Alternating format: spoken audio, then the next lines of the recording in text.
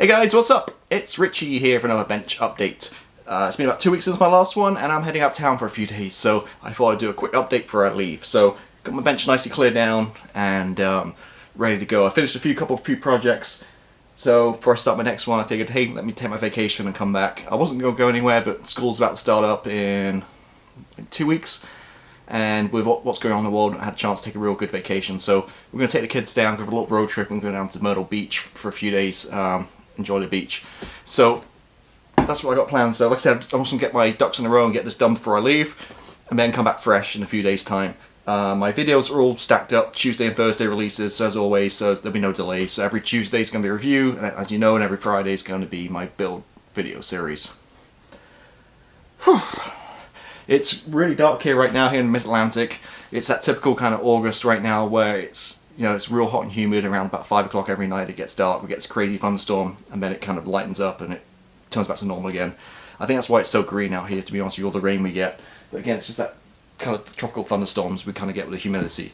So if you're kind of wondering, if you hear crackings in the background, lightning and stuff, that's probably what it's going to be. So it's, like I say, it's about 5 o'clock here in Virginia. So, usual feed, I'm going to show you some stuff I've been working on and also some stuff I've purchased. So I'm going to start with something you've already seen on my channel if you've been watching it. I don't know, review all this already. So let's talk about this guy, the Minicraft KC135R into 1:144 scale.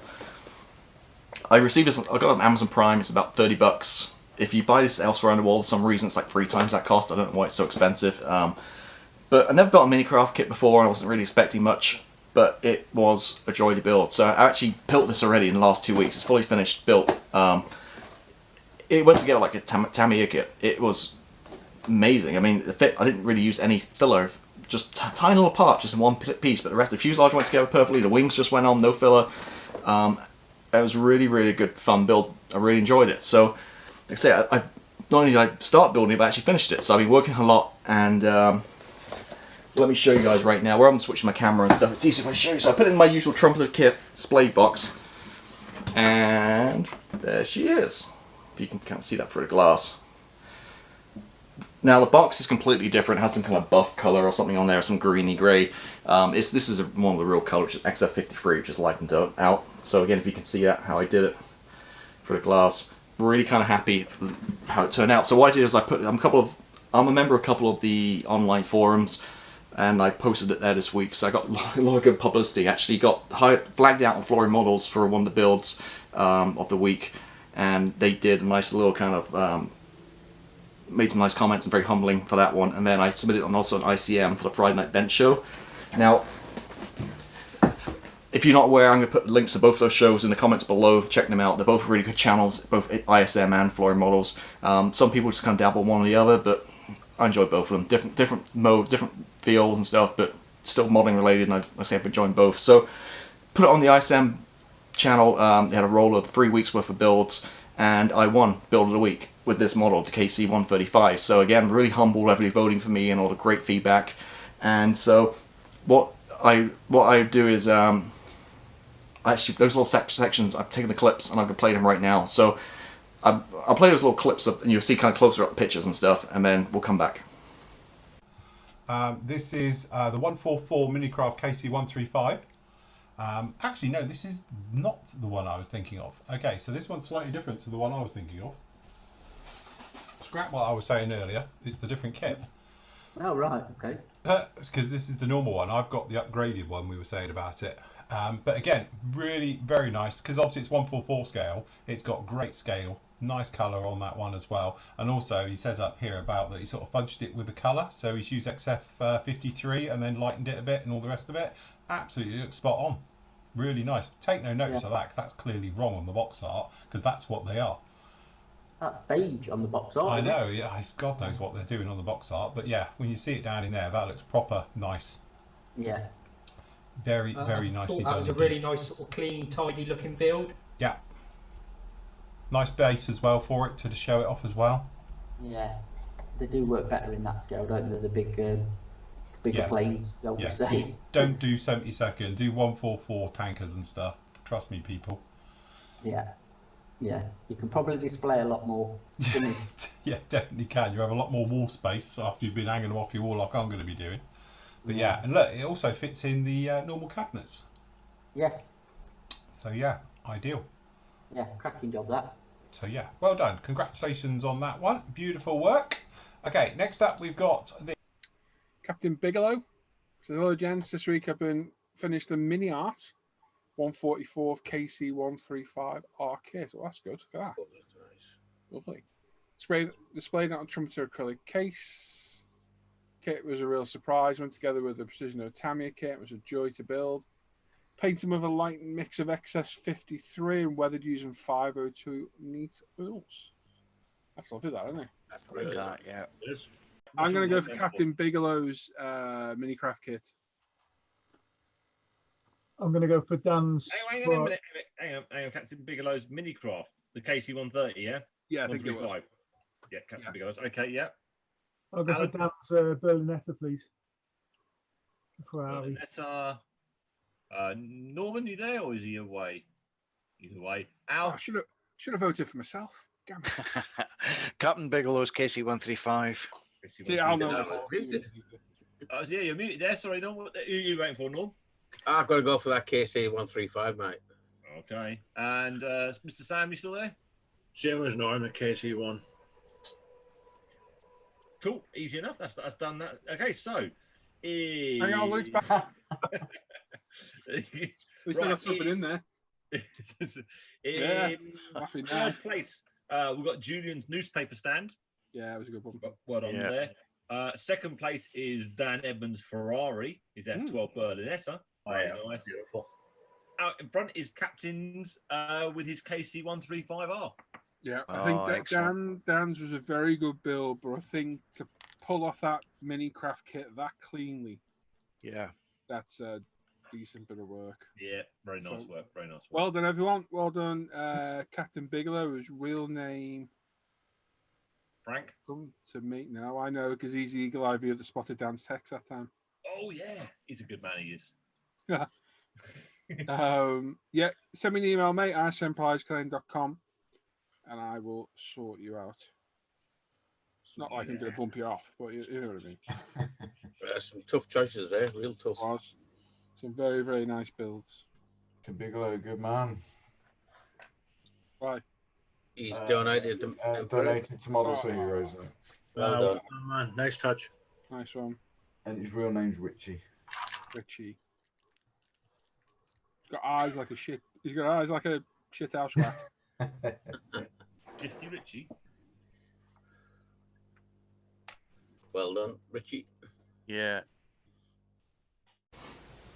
So there you go. So the reason I posted, including those clips and put them on this video, not really a kind of boastful manner, but just really again, because I'm humbled. Thank you for those guys for for the comments and stuff, and I really want to kind of send some traffic their way if you guys haven't seen those channels. But also just to highlight a cause called Models for Heroes. It's a UK charity. Basically, what it works, I'm going to butcher this probably, but basically veterans and people and people who've served in armed forces, you use modelling as a therapy, as a lot of us people do. It's very relaxing on your own, gets your brain working, that kind of thing. So what this charity does is it gets groups of veterans together and brings provides models and model supplies to them and helps them model, to get their mind off PTSD and all that kind of stuff. So they're, like I say, a charity in the UK, really good. So what happens is that ISM Build of the Week, they always give a gift card out to be used in their store for the build, which I won. And what I typically do is, like, I'm very fortunate this isn't the first time I've won Build of the Week, is I donate it and it goes to Models of Heroes. So anytime I win, I always donate that to Models of Heroes. They can buy supplies and stuff to help them. So I'll also put a link of that one below too if I remember. I probably won't remember all this stuff, but hopefully I do. So Models of Heroes, again, is a really good charity. If you have any spare kits or any donations, that kind of stuff, especially in the UK, they do a great effort helping these the veterans and with kind of therapy through modelling. Hopefully that kind of explains things. So other than that, I've been working on I guess I should mention too, is this KC135R, which I should have mentioned earlier. I actually fortunately had a camera rolling, so I've done a build video of this. So it's basically 2 parts in the reveal, so 3 parts. So watch my channel. I've got another build series behind the Eurofighter. I've got a little bit stacked up right now. So probably later in the fall, it'll come up the 3 parts again on a Friday. If you're not a subscriber, if you subscribe to the channel, you'll get a notification when they do go up. And I say I can hit more condensed. The Eurofighter one's got a little bit kind of out of hand, where it's lots of shooting spray and all that kind of stuff, which some people like, some people don't. This one's more condensed, where I just kind of go back to more like the MiG-29, where I just kind of retroactively kind of talk about what I did, how I did it, and I said pretty much it's not much to it, so I pretty much did it in 2 parts. Like I said, 2 15-minute, 20-minute parts, and 1 final reveal video. So watch out for that one. That's coming up after my next build series, after the Eurofighter. So let's talk about what I've been working on. So other than obviously the KC-135, I've been working on the, look at the box, make sure I get it right, the M1078 truck. So just kind of working that on the sideline a little bit here and there. It's all together and pretty much painted. It needs weathering, and the wheels doing, and some other bits and bobs. But let me switch the camera down this time for this one, and you get a better look, and I'll explain exactly where I'm at with that build. Okay, so if you remember from last time, this is the M1078 35th scale from Trumpeter, this armoured kind of US truck. It's the box, and here we're at. So, making good progress with this. Really enjoyed building this kit. So, that's where we're at, pretty much. I've gone for a bit of a two-tone, so I've gone from the desert mixed with a little bit of the kind of European camo, just kind of give some visual kind of appeal, rather than do all one, you know, desert colour. So, still going to go build the wheels, the 4 wheels to go on, but as you can see, if I can hold it like this, this one side, you see the doors different colour too, to add a little bit of interest. Paint it, and again, not weathered it yet, just painted it. And the other side, this door I've got open a little bit so you can see inside. There's a little fire extinguisher and stuff in there. It's kind of hard to tricky to hold. And there's the front. And the underneath. I need to look up online for a detail paint this. I'm assuming all the axles and stuff are just painted the same colour, like wartime. I don't think they're like silver for like the muffler and stuff, but I'll need to check on all that stuff. But again, just the main block colours are on. This back literally just clicked on in place and it's solid. It's not going anywhere. I think no glue. So I've still got a spare tyre to go in here. Ideally I should have done that before I had the back, but I got a little bit ahead of myself. And there we are. So put one of the seats down. Actually, I think you saw last time the seat down was over here, but I actually snapped a couple off by accident when I was playing around with painting it. So I just switched it around, so I put the down seat in the back. And that's pretty much it. So really nice kit, something a little bit different. Like it because there's no tracks, which is always a bonus for armour. So I'm going to, again, like I said, build the wheels, and then do some stowage in the back, and I have some people, like logistics personnel, like in the back of the truck, and kind of unloading it and do like a mini kind of diorama kind of vignette kind of thing. But that's it. That's the M1078 by Trumpeter. Okay, so that part of my bench update where I kind of talk about what I purchased and what I received. Obviously, I've got to talk about this already. The KC-135 received and built so expeditiously. I did like this one so much, I went and bought the KC-10 extender tanker too, which I think it just arrived in the customs from the Ukraine, so it should be here in the next week or so. Same scale, but obviously a KC-10 is a lot bigger than a 707. It's going to be a lot bigger, but again, I really enjoyed tankers. So, but what else did I get? From a dollar store, down the makeup aisle, if you have a Dollar Tree near you, cosmetic sponges, cosmetic wedges. Now, thanks to Nathan for putting this on, about these makeup sponges. Basically, they break up, if you can't kind of see there. Oh, it's white on white balance is going to go crazy. But basically, you break it off, it's like a little wedge of foam. But it actually worked great for moving weathering washes. So when you put wash on, rather than using paper towels, it absorbs it. So it's actually really good for moving washes off stuff. So, good little tip. So you get all of these, which last a lifetime for $1, obviously from a dollar store. Actually, Dollar Tree, I think it was. So yeah, if you've got one near you, check out cosmetic wedges. You see that? And this is kind of same vein. If you're at the same, while you're at the same store, I've talked about it before, but they do these really good. These good paint palettes too. I think you get 6 for $1, so you can't beat that. And if I'm using water paints, I mean, this one's a little dirty. You can just wash it right off with some water, and then it's good to go again. If not, if you can't be bothered cleaning it for 6 for $1, what's that? My math is out. 15 cents or something each. You can just throw them away if you can't be bothered cleaning. So, got those cosmetic sponges. 2 other little kits. When I say little, really mean little. And this is Dragon. and they brought out a 1:144 scale 2-pack, the Panzercord series, and this is M1A2 and a M109A6 Paladin. Now they do tons. I didn't realize. It's been out a while. They do tons. This is number 26, so it just shows you how many they have. But they're all kind of. They have World War II up to modern day. They even have like a British set with a Warrior and a Challenger. But what they are basically, you can see that tiny little 144 armor kits with photo etch and all kinds of stuff. Now I picked this up for $5 on eBay. They usually go, yeah, like $10. They're not very expensive, but these are perfect kind of accent pieces. So talking about my KC-135, I've also got a C-17 up there. So I want to do a C-17 kind of a little bit of a diorama. So it's going to be perfect, this is the same scale.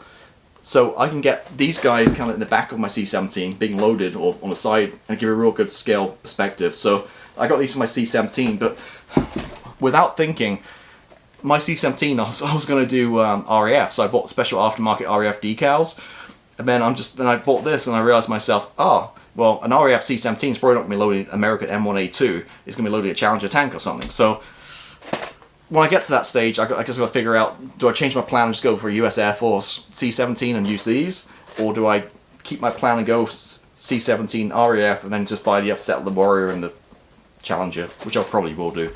But these are really good details. So I'm actually did a little review of this, and this will go off my usual cycle on a Tuesday in a couple of weeks' time, depending when you're watching this video.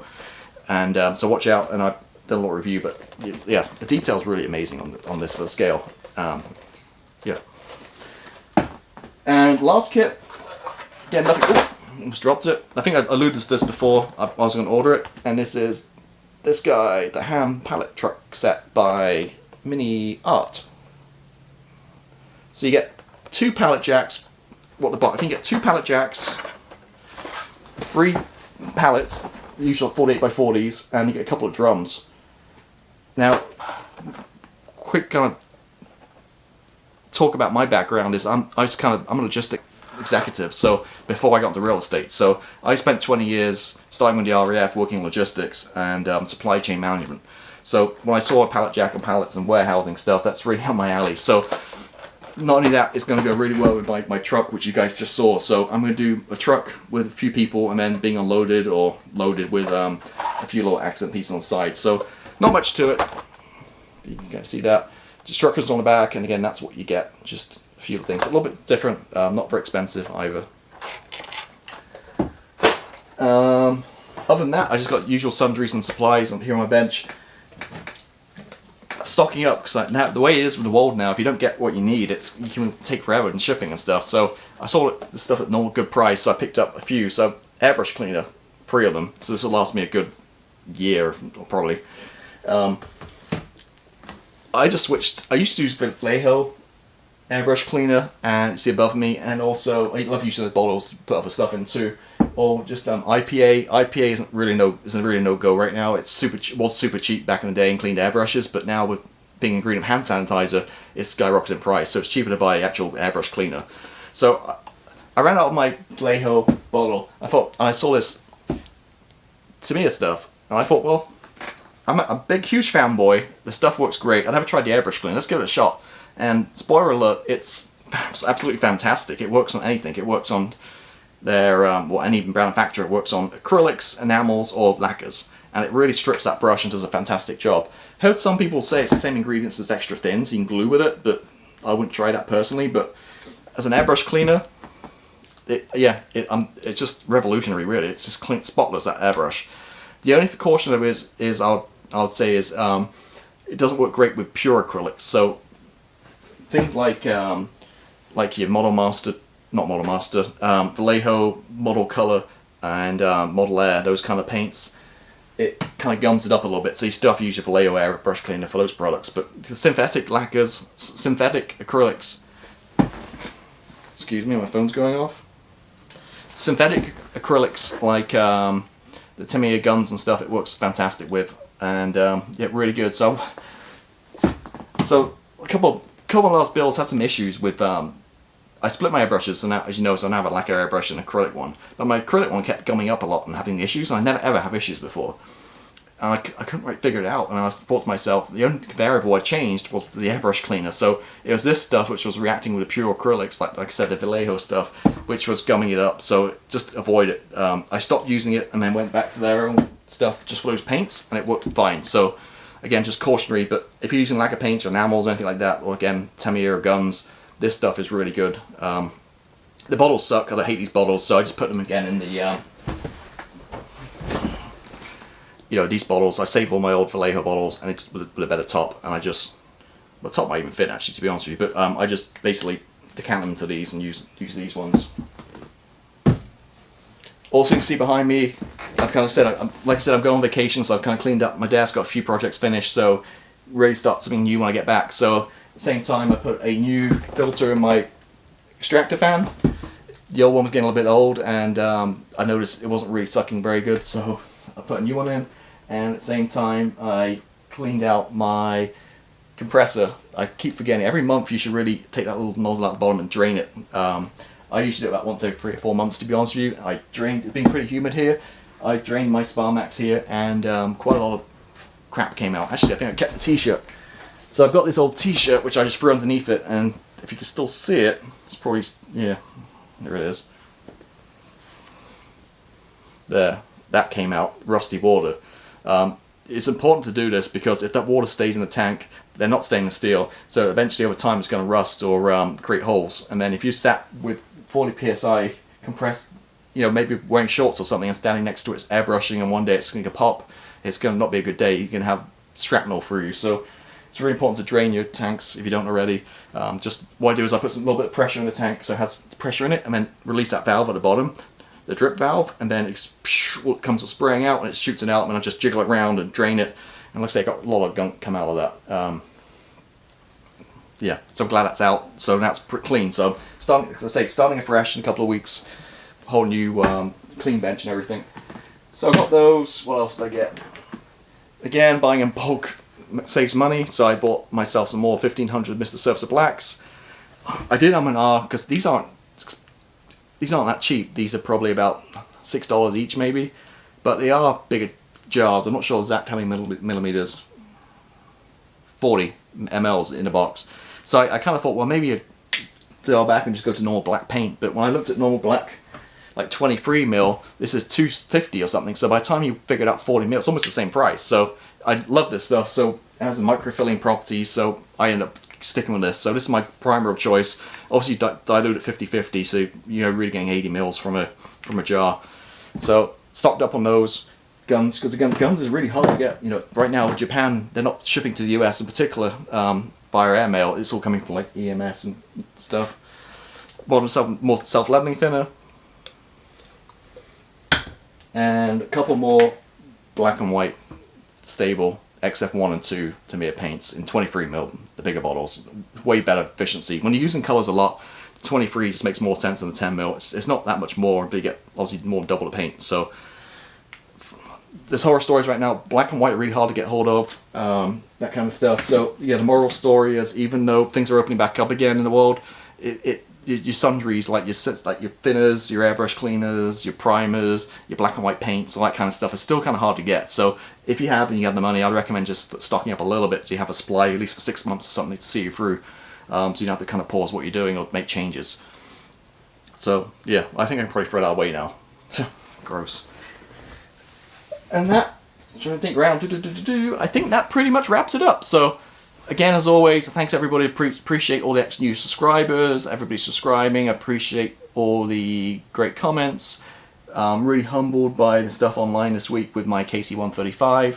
And yeah, that's really it. So I'll be back. My videos are pre-scheduled for the next few weeks, so you're not going to miss anything. But I'll be back with another bench update in another 2 or 3 weeks when I have some more updates to work on. I'm working on that M1078 truck, kind of slow time. I'm going to start a new aircraft when I get back, and that Tamiya 32nd scale F-16 is really kind of looking at me. So I fancy a bigger project. It's kind of funny. I'm always in like I'm really loving the semi-second 144 tanker, like the smaller stuff, and then I'm really liking the big stuff. But the 48 scale stuff, it's just, I don't know, look at it and it just, So I'm going just two extremes. Either really small or really big, which is kind of weird. So I think I'm like I say, I think I might start the F16 when I get back. That'll be pretty much out the box with a resin seat.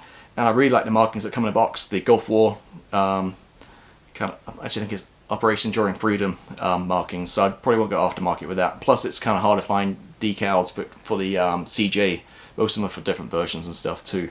But, okay, I'm kind of waffling enough. So, as always, hope everybody's staying safe. Thank you, and I'll see you next time. Goodbye.